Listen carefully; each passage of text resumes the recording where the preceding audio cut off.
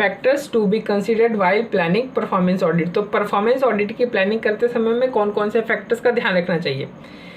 तो देखते हैं कि obtaining understanding of the programme to be audited. तो जिस प्रोग्राम के सहायता से हमें ऑडिट करना है, सबसे पहले हमें उस ऑडिट प्रोग्राम को समझना पड़ेगा। फिर identifying significant findings and recommendations from previous audits that could affect the current audit objective.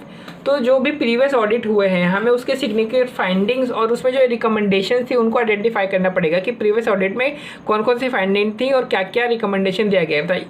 ये जो हमारा जो करंट ऑडिट ऑब्जेक्टिव है, इसको बहुत काफ़ी अच्छे लेवल पर अफेक्ट कर सकता है। फिर हमें लीगल एंड रेगुलेटरी रिक्वायरमेंट्स भी देखने पड़ेंगे, मैनेजमेंट कंट्रोल्स कैसा है इसे भी देखना पड़ेगा। फिर identifying the criteria needed to evaluate matter subject to audit. फिर हमें ये जो क्राइटेरिया है जिसकी मदद से हम जो सब्जेक्ट मैटर है उसको एवेलुएट करेंगे, उस क्राइटेरिया को हमें आइडेंटिफाई करना पड़ेगा। फिर significance and the needs of potential users of the audit report, कि जो ऑडिट रिपोर्ट के जो पोटेंशियल यूजर्स है उसका सिग्निफिकेंस यानी उनकी महत्ता और उनकी जो ज़रूरत है उसको हमें ध्यान में रखना पड़ेगा।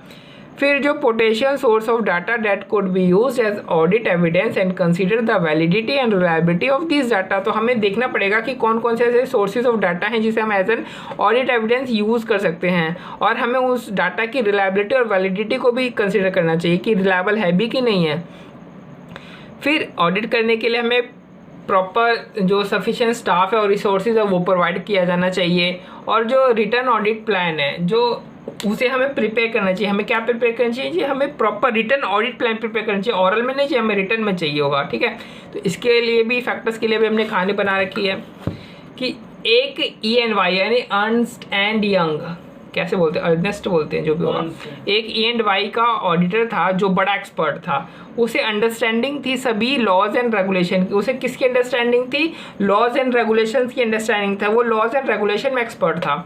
वो अपने ऑफिस में बैठकर पोटेंशियल यूज़र के लिए अलग अलग सोर्स ऑफ डाटा और प्रीवियस ऑडिट की मदद से ऑडिट प्लान लिख रहा था। वो क्या कर रहा था, अपने पोटेंशियल यूज़र के लिए ऑडिट प्लान लिख रहा था। किसकी हेल्प लेकर के, अलग अलग सोर्स ऑफ डाटा और प्रीवियस ऑडिट की हेल्प लेकर के लिख रहा था। तो उतने में एक जो स्टाफ मेंबर है वो क्राइटेरिया तोड़ करके उसके ऑफिस में आ गया। तो ऑडिटर को गुस्सा आ गया, वो स्टाफ वालों को मारने लगा, जिसे देखकर मैनेजमेंट आई और मैनेजमेंट ने उसको कंट्रोल में लिया ऑडिटर को, नहीं तो ऑडिटर तो उसका सर ही फोड़ देता।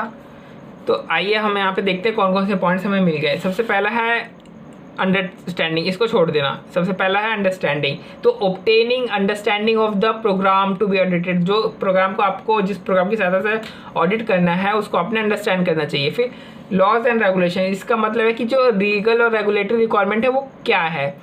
फिर है पोटेंशियल यूज़र। पोटेंशियल यूज़र से मतलब कि जो पोटेंशियल यूज़र है ऑडिट रिपोर्ट का, जो पोटेंशियल यूज़र है उसकी नीड और सिग्निफिकेंस क्या है। फिर सोर्स ऑफ डाटा, कि जो ऐसे कौन कौन से पोटेंशियल सोर्स ऑफ डाटा हैं जिनको हम as an audit evidence use कर सकते हैं और उन डाटा की रिलायबिलिटी क्या है। फिर आता है प्रीवियस ऑडिट, कि हमें ये आइडेंटिफाई करना है कि जो प्रीवियस ऑडिट है उसमें कौन कौन से जो है फाइंडिंग्स हैं वो सिग्निफिकेंट है, मतलब कौन कौन से उसमें सिग्निफिकेंट फाइंडिंग्स है और रिकमेंडेशंस है जो कि हमारी करंट ऑडिट ऑब्जेक्टिव को इम्पैक्ट कर सकता है। फिर आता है स्टाफ मेंबर, यानी हमें जो प्रॉपर स्टाफ मेंबर और रिसोर्सेज दिया जाना चाहिए, प्रोवाइड करवाया जाना चाहिए, किसके लिए, ऑडिट करने के लिए। अच्छा, ऑडिट प्लान छूट गया।